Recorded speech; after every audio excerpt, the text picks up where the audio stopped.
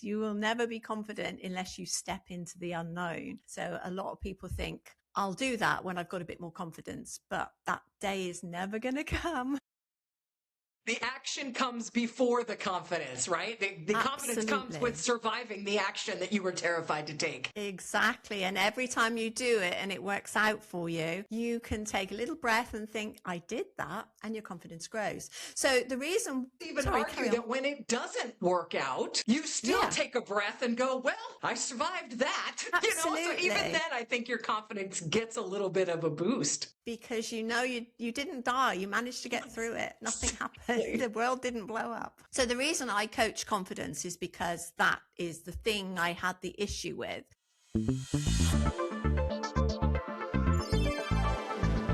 Hello, and welcome to Confidence Matters with me, your host, Sue Reed. So today I have a lovely guest with me. So this is Bonney. And Anne, I've got an introduction for her. She's an energizing speaker and MC.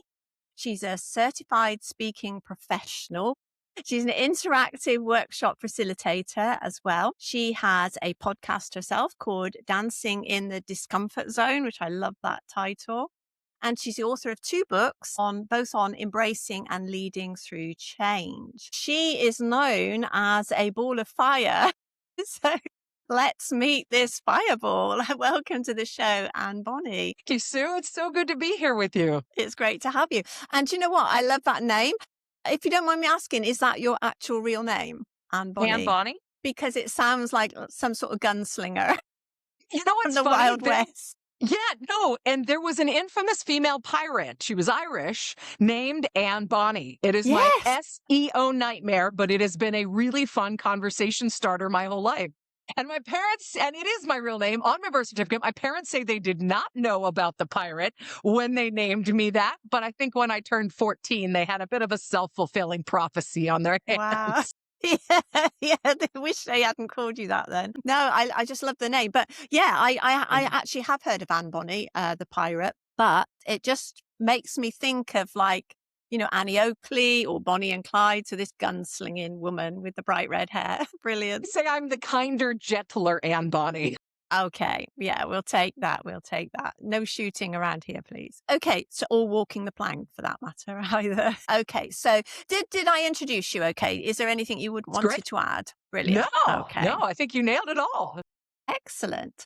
So dancing in the discomfort zone, which is brilliant because moving out of our comfort zone is so difficult for so many people, but it is at the core of confidence. You will never be confident unless you step into the unknown. So a lot of people think, I'll do that when I've got a bit more confidence, but that day is never going to come.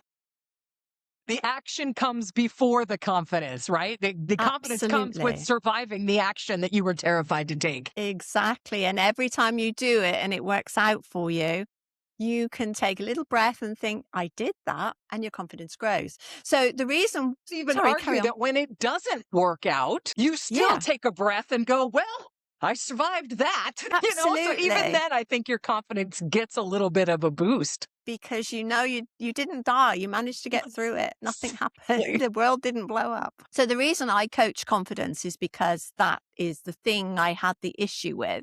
So I'm guessing that you at some stage have had an issue with change because that's what you talk about. So is that correct? No, actually, I think it's the opposite. Okay. We moved around here in the United States a lot when I was young. My dad worked for Marriott Hotels. Okay. And then when I got home from 2nd grade, when I was 7 years old, my parents said, we're moving to Saudi Arabia. And so we moved to Saudi, we moved to Egypt, we moved to Greece. Then I went to boarding school. I mean, and so I have dealt with a lot of change. And when I became a speaker, I started to recognize the value of all of the unknown and all of the discomfort, the healthy, normal life discomfort. But I started to recognize the value of all of that. And I said, you know what? I'd love to give this courage and this confidence in change to other people, because I think it's because of my weird upbringing. It gave me kind of a superpower in that way. Yeah. So was there ever a point like when you first moved, so you were living happily in America, did you when you first moved to South America, when you first moved to Saudi Arabia, did you have any sort of worries then, or was it just one big adventure? I'm always kind of a bulldozer of a human. And I remember when they sat us down and said, we're moving to Saudi Arabia, both my older brother and I were like, well, we have no idea what that means. And my brother had all kinds of questions and everything. And apparently I said, well, I got places to go and people to see. So I think I've kind of always been just sort of a like bloom where you're planted and take it as it is kind of person. So Yeah, yeah. yeah, I yeah. mean, Because there were obvious uncomfortable things, yeah, but because we'd already moved a few times by the time I was 7, I was kind of used to rebuilding life and new bedroom and new friends and new yard and new all of that. So it wasn't as big a deal when we went to a completely different country. yeah,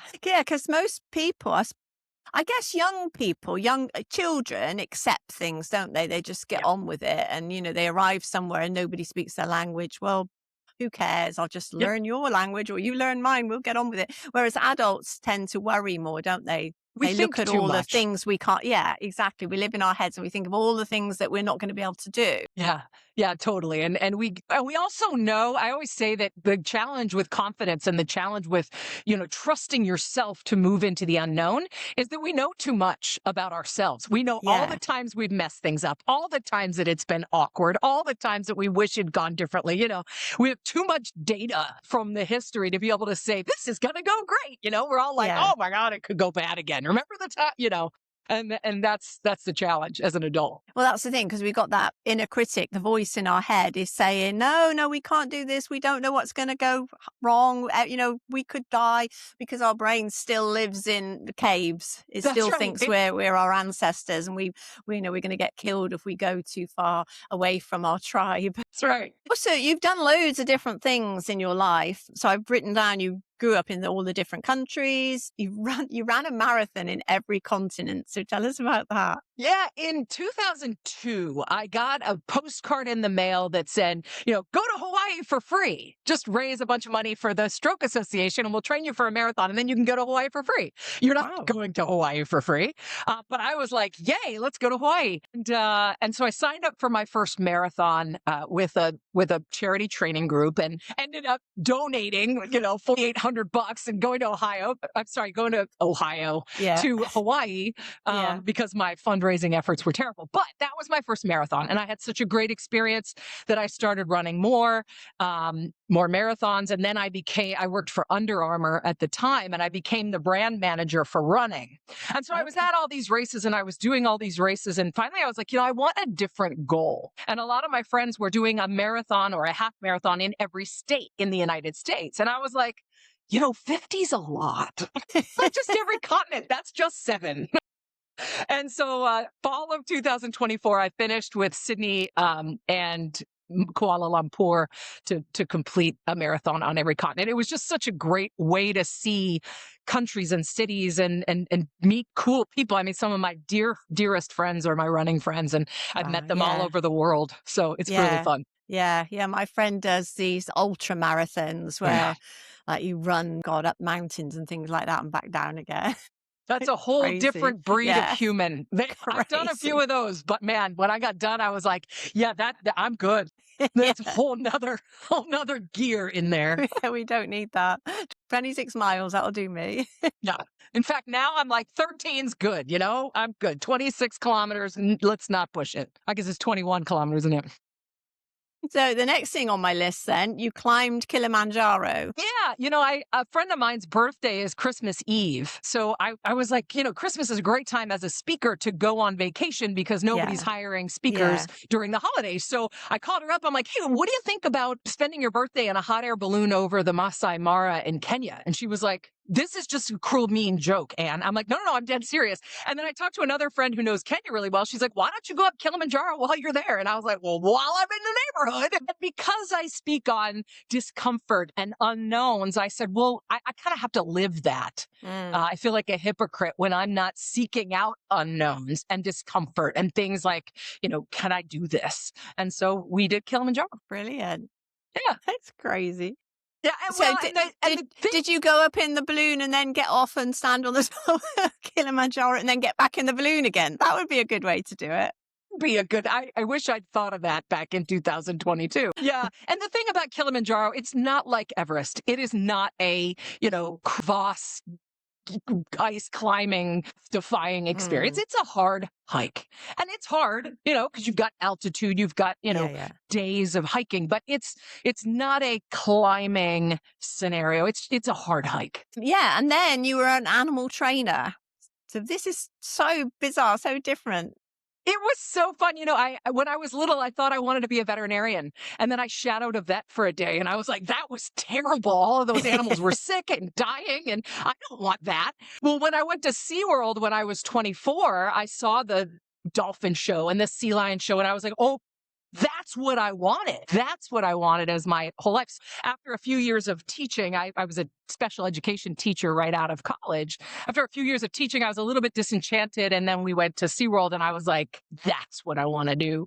And fortunately, the degree I had in psychology and learning theory was what I needed. I didn't need biology. I didn't need marine biology or anything like that. We had vets and water technicians and all that for that. I needed the learning theory. And so I volunteered for about 8 months and then got hired. It was really Brilliant. fun. How long were you doing that for? I was a seal and sea lion trainer in Boston at the New England Aquarium for about 2 Okay. years. Then I moved to Tucson where there's no water. So there were no sea lions, but I worked with birds of prey for another Wow. 2 years. It was really I'd fun. love that. Yeah, I would die for that. That's brilliant. Yeah. It I've was done an one of incredible those experience. days, those adventure days Yeah. where you learn how to, hold birds of prey and things Mhm. and make them catch things and bring them back to you. Yeah. Yeah. It was It a was really neat brilliant. job. Yeah. Yeah. Oh, I love any sort of bird. I'm a Yeah. bird lover. So next thing, you entertain the troops in Iraq.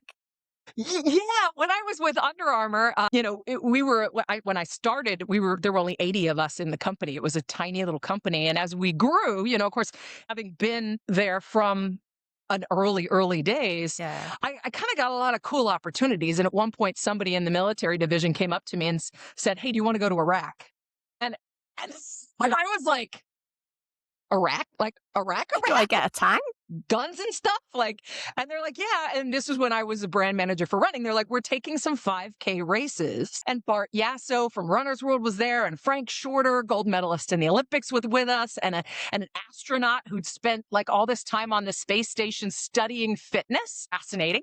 So it was this really cool group of people, and so I went over and we took K races to a bunch of bases in Iraq, which was amazing. And then I got to go on 2 other tours where we took college football coaches, and then after I left Under Armour, they called me back and said, hey, will you run logistics for one of our programs? And I got to take IndyCar drivers. And we actually took an Indy car, watching those guys load an Indy car onto a giant cargo plane was one of the coolest things. Mario Andretti. And I mean, it was just really, really Wow. neat. And such an honor, to be able to go and thank our troops where they were working in Yeah. their office, and to bring Yeah. some color and something different was a real, it was an incredible honor. Just Yeah. one of the greatest honors of my life.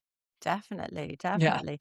So the last one on my list, volunteered at an elephant sanctuary. Yeah, that was just a vacation in Thailand at the Elephant Okay. Nature Park. Most people go to the beach for vacation. I go and scoop Yeah. elephant poop. But again, it was one of those things where I was like, I really want to have this experience. It was an incredible experience. Beautiful, beautiful, wonderful. Yeah, it was fun. So what have you got that you still haven't done that you really want to do? Or do you just not choose? You just do things as they come up? A few years ago, I did a Vipassana 10-day silent meditation retreat. Okay. I kind of conquered the physical stuff. And as I get a little older, I'm like, I'm going to be a little more gentle on my body, maybe. But one of the things I've always wanted to do is a silent retreat. And at a Vipassana retreat, you meditate for 10 hours a day. You don't talk for 10 days. See, I would think you'd find that quite difficult. That's exactly the point. That was Yeah. one of the, I was really, really nervous driving onto the grounds the first day because I'm like, can I actually shut up for 10 days? But this is exactly the challenge, to be able to say, I don't know how this is going to go. I might run screaming, after day 2. And that's the whole point, right? Of seeking out these Challenging, uncomfortable yeah. unknowns Yeah. to say, can I do this? What's actually going to happen?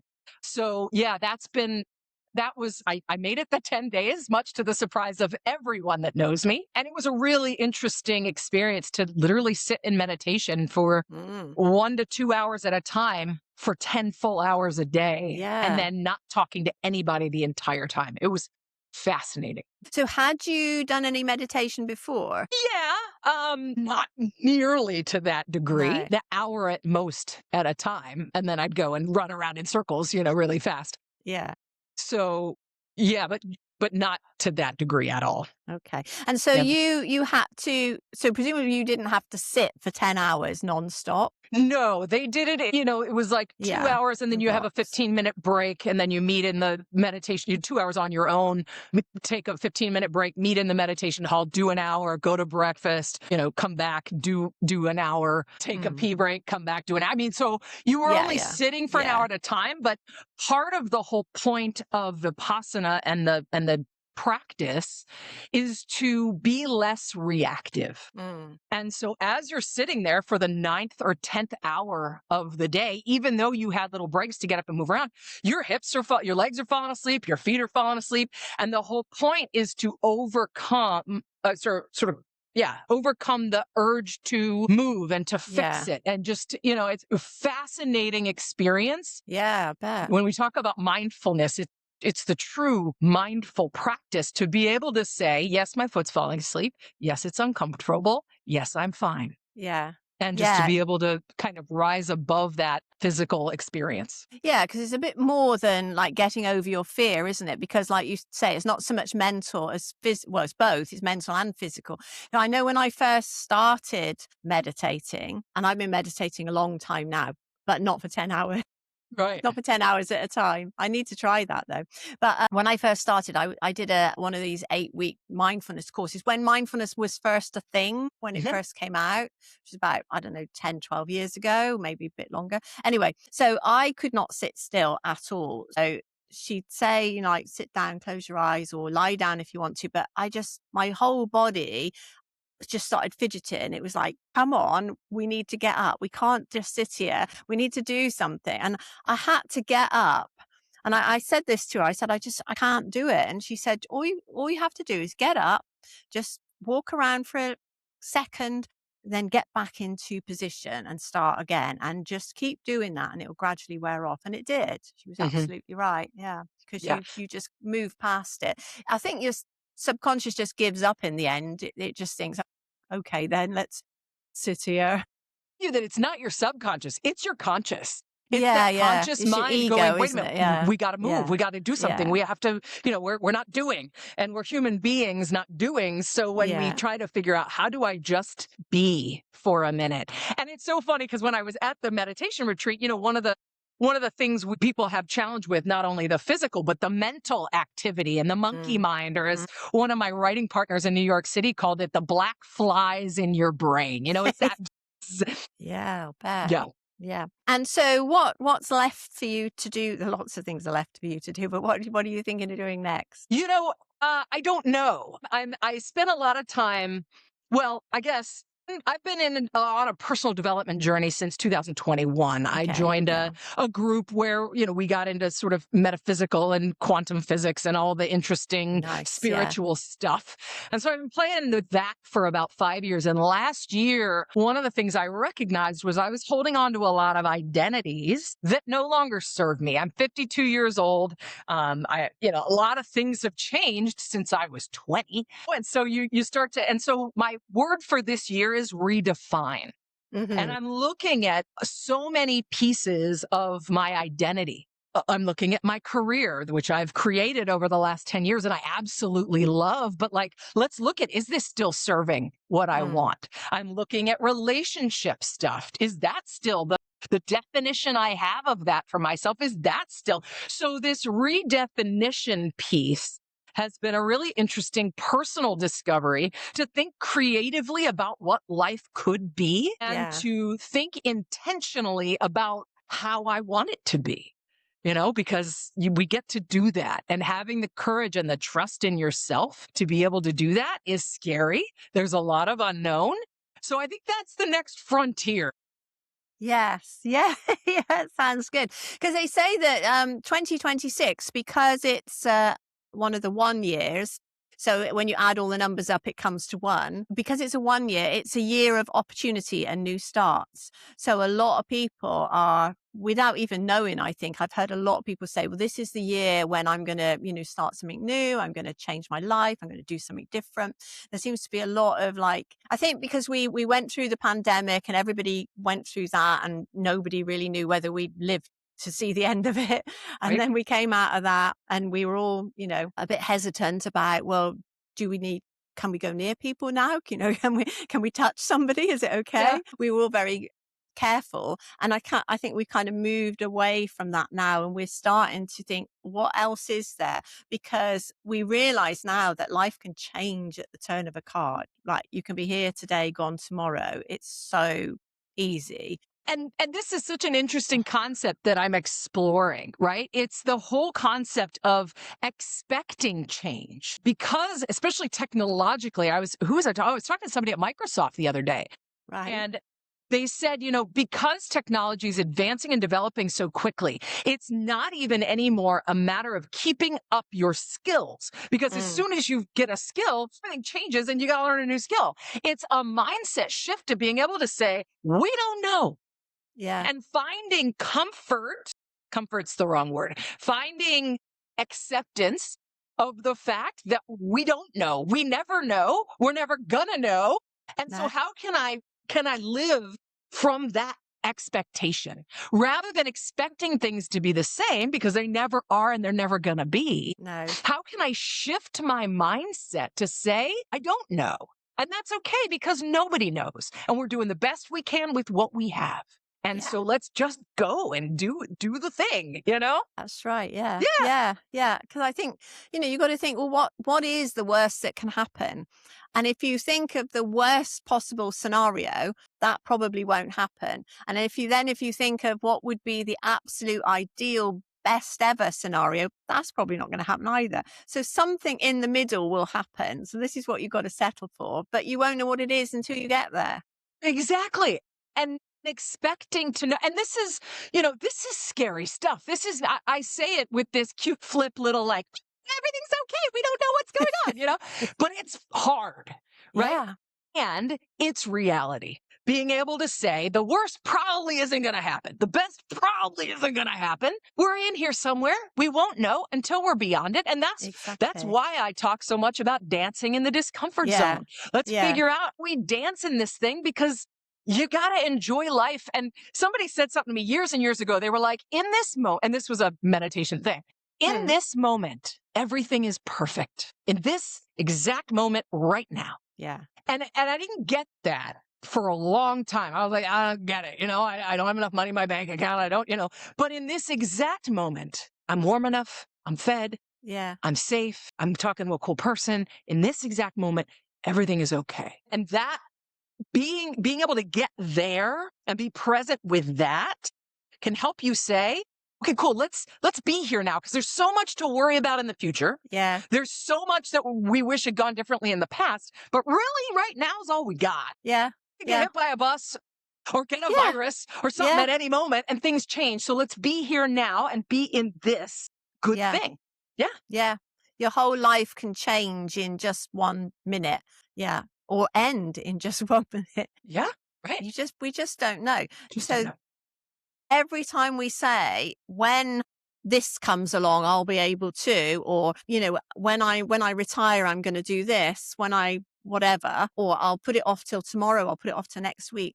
You can't, because you don't know whether you'll still be here. You don't know what else will change. Maybe that thing won't be available. Right. Maybe it'll be cancelled.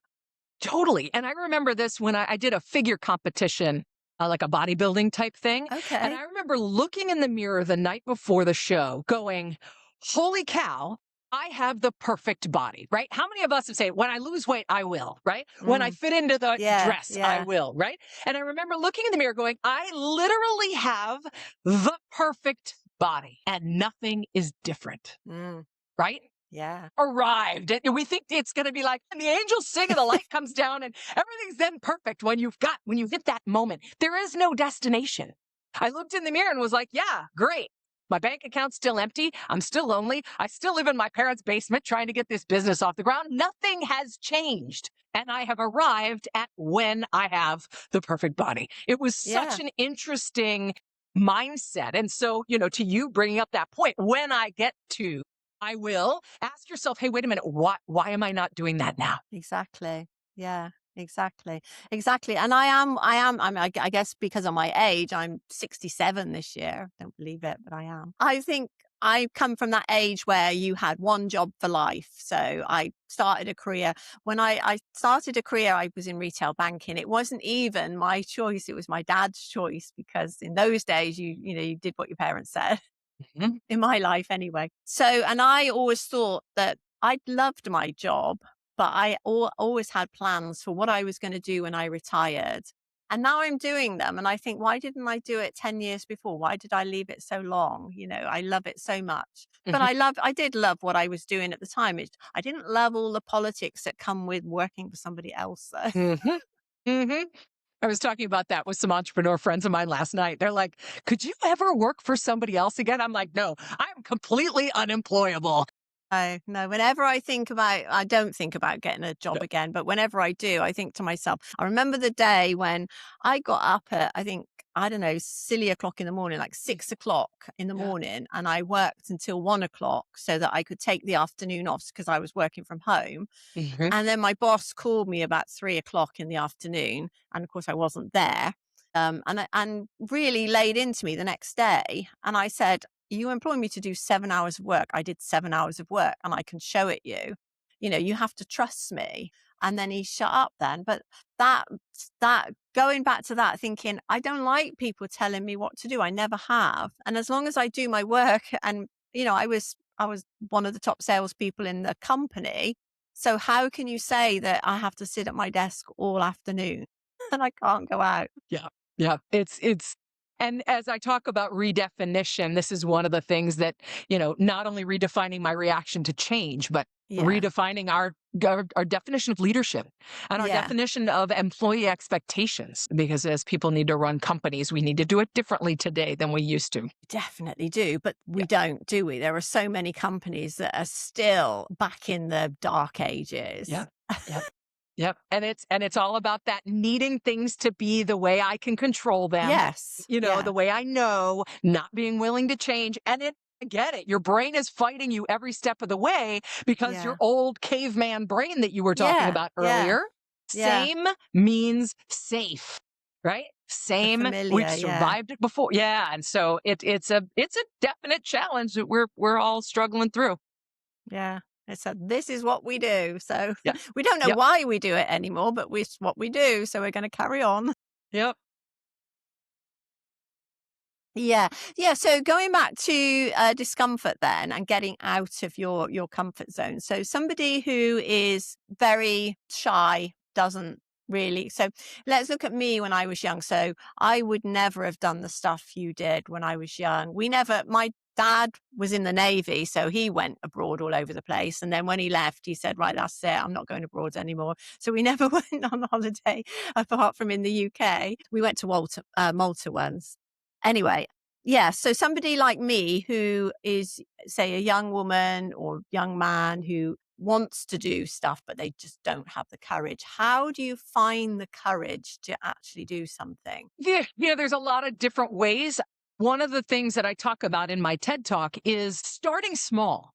Even small, low stakes unknowns can help you. So, and doing it with intention, though, saying, okay, tonight, where I would usually order spaghetti and meatballs at dinner, I'm going to order something different. Let Yeah, me let me go ahead and go out and just do those little low stakes changes. Take a different route to work. Even brushing your teeth with your non-dominant hand, little stupid things like that can start, if you're done with intention, can start to build your confidence a little bit. One of the things you said earlier, saying, okay, cool. What's the worst thing that could happen here? yeah, Okay. Now, what if this goes really, really, really well?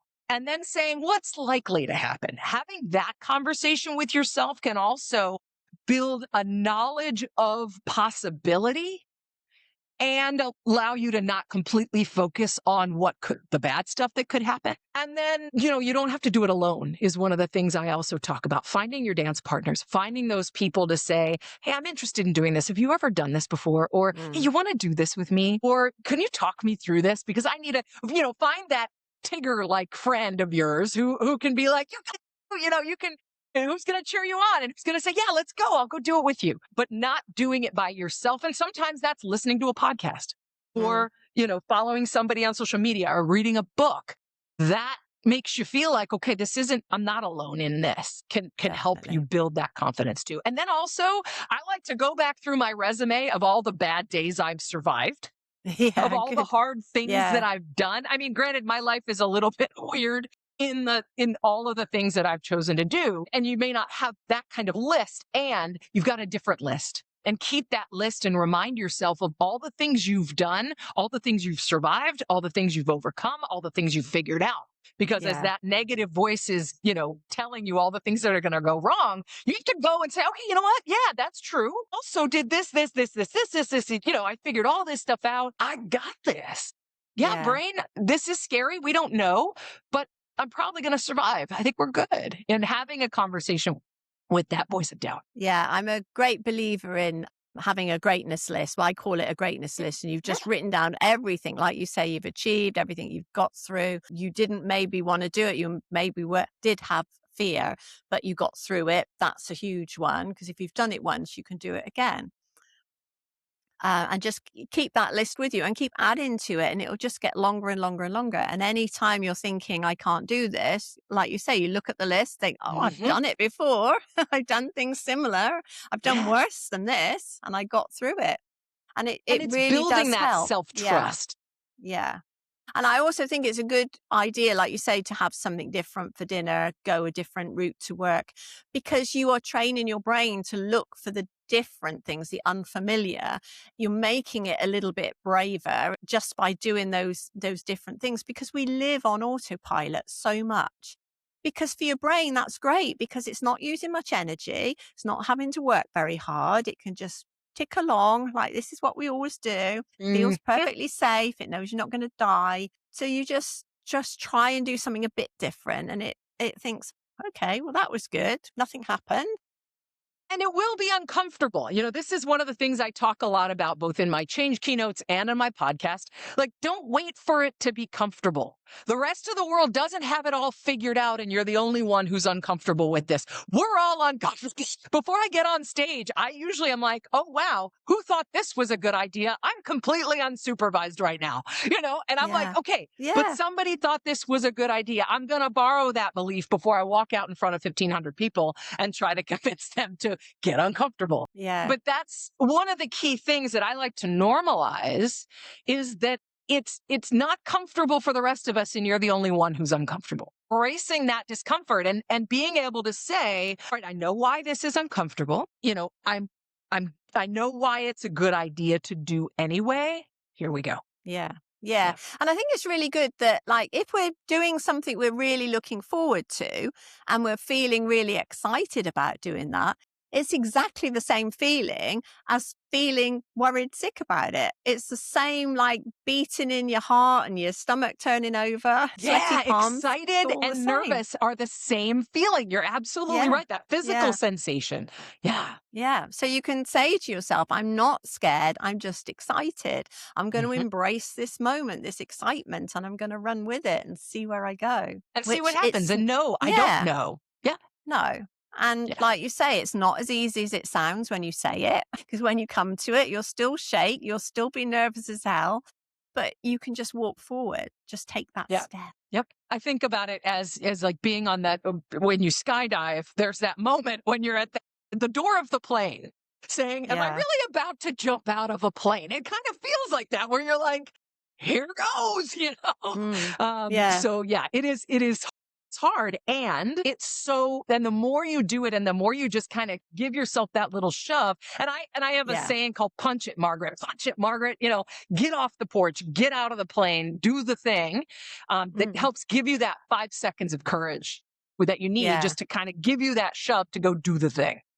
Yeah. Because I think I think the thing about jumping out of a plane, I've never jumped out of a plane, but the thing about jumping out of a plane is once you take that step, you can't chicken out anymore. You can't turn around and get back in the plane. You've gone. Totally.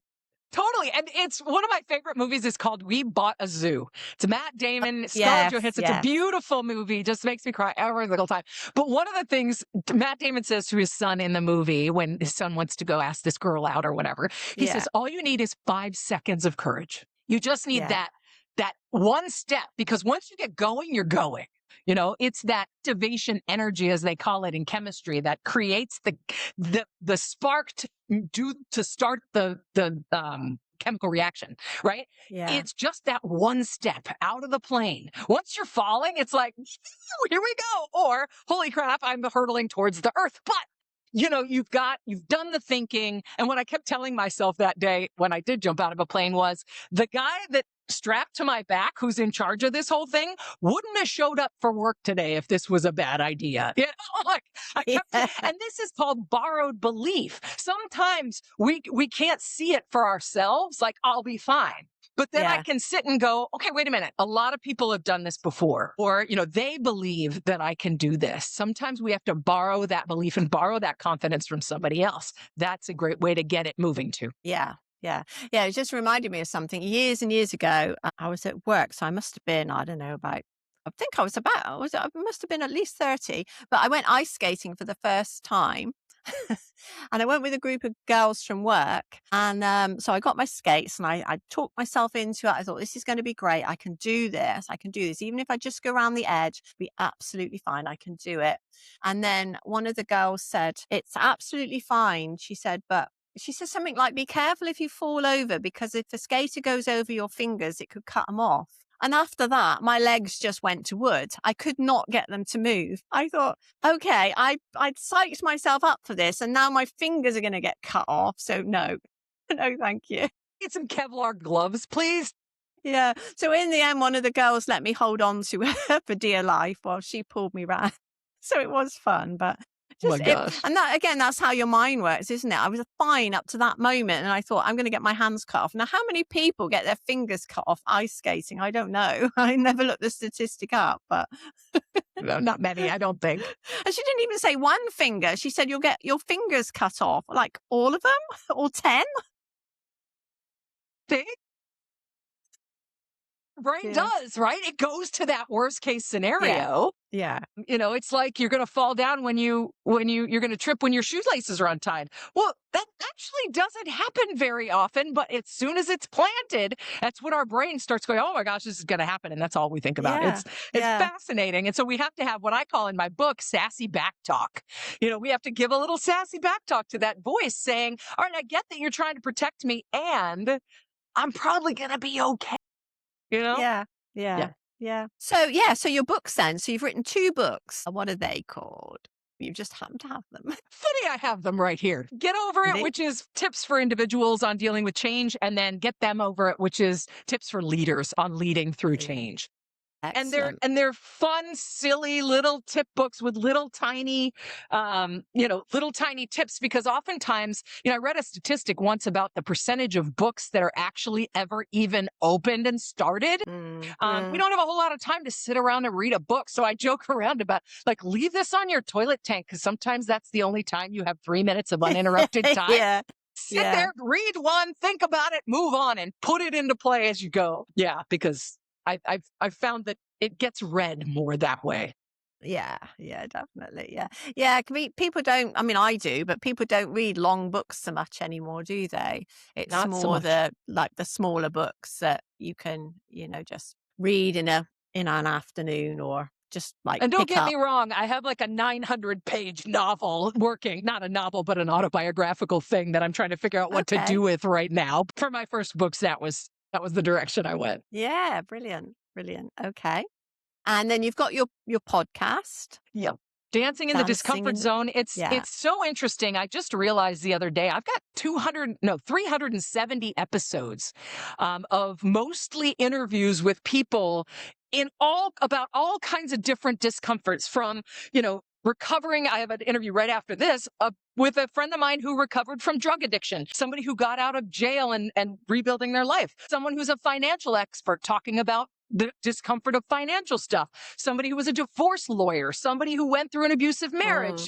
Mm, I mean, I've got so many different interviews from so many different topics. And it's such a fun thing. So you can go through and find whatever you want. But I'm also yeah, starting to compile a lot of that anecdotal data to say, what is the secret? What are the commonalities here between people who have overcome discomfort? And it's been fascinating to start to look at one of those. And one of them is what we talked about very, very beginning of this interview, which was the action precedes the comfort. The yes. action precedes the confidence. We take action, we learn, then we become more confident. But it's when we're willing to take that action in the face of discomfort that we actually start to move things down the field. Definitely, yeah. I always say confidence is on the other side of courage. So you get your courage, you make the move, do the action, do the thing, and then your confidence will start to grow. You cannot do it the other way round. You won't get courage once you've done it. You've got to Right. get that first. Yeah. Yeah. Yeah. And that's where Yeah. accepting the unknowns and saying, all right, I don't know how this is going to go. I'm terrified. Here we go. So, when you do your public speaking, then how often do you do that, and what's the type of person that would employ you? Been doing for the past 5 years or so. I've been doing about 60 to 70 speaking engagements a year, mostly in the United States, but some international, which I'd love to do more of. Speak on change and speak change and emotional intelligence, specifically self-awareness. And so a lot of associations, industry groups hire me, a lot of individual companies who are going through a lot of change, some tech companies, a lot of banks and credit unions, a lot of health type companies. I'm not saying that well, medical centers, Yeah, yeah, hospital yeah, systems, but really any organization that's going through a lot of change, which is pretty much all of them, and yeah. needs their teams to be able to move through it with less resistance and more self-awareness of their own impact on the situation. That's where I'm speaking. And it's because people are so, I'm not a big sciencey, big surprise. I'm not a big serious, have a lot of fun because again, we're learning how to dance in the discomfort. It's uncomfortable. Mm, It's hard. yeah.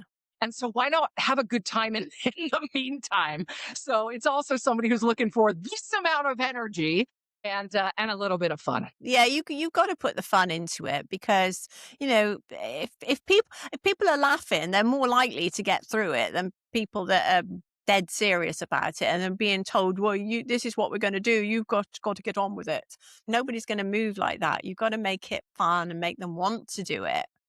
Oh, what a carrot, not the stick. Give them the Yep, carrots. exactly. The stick works for a second, but then they like move on and now we got a bigger problem. Exactly. Yeah. Exactly. Yes. Yeah. Yeah. So you've got your podcast, you've got your speaking, you've got your books, you're writing an autobiography. Sounds brilliant. It's really long, and I'm trying to figure out how do I make this interesting for other people to read? It was really fun to write, but how do I make this into something that is interesting to read for people? And I haven't figured out how that works yet.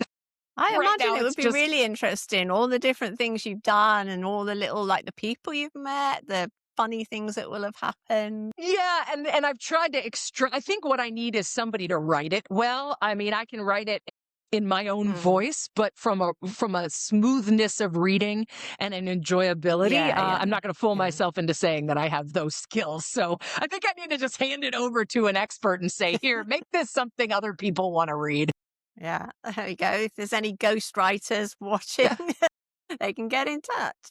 Well, and it's because it's funny, it feels more like an operatic warm up. Me, and I'm like, okay, Yeah. yeah, that's not interesting for anybody to read. I'm sure it will be. I'm sure it will be.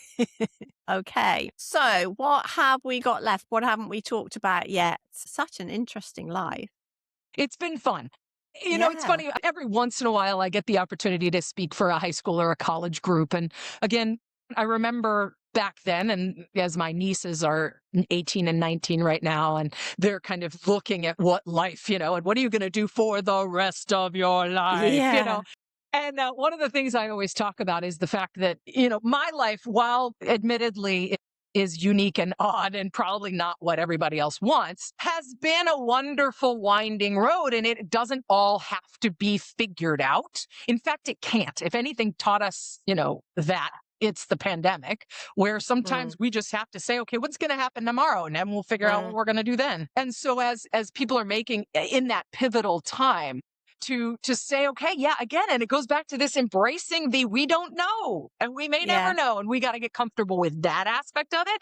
Pick a yeah. direction, learn stuff, and go. And that applies to us adults too. Mm, And you experience this with your career in retail yeah, banking, banking, right? yeah. And then saying, okay, how do I redefine this? Because I want to do something different now. And I think this year specifically being a universal year of one, Yes. not just a numerological year one. Numerological, yeah, that word. So many things are being reinvented and recreated, and a lot of people's lives are doing that too as we recover from 2020 and 21. Yeah, Yeah. definitely, Yeah. definitely, yeah. So my word for this year was trust, because 2019 I retired. Then I had plans to like go on cruises, go abroad, and of course we went into lockdown. But then I wrote a book, and then I started doing podcasts, my very first podcast, and then I took my certification to be a coach. So I just thought, I'll try these things because I've got the time now. And I thought, well, what did I really love about my job? Talking to people, helping people. What do I know a lot about?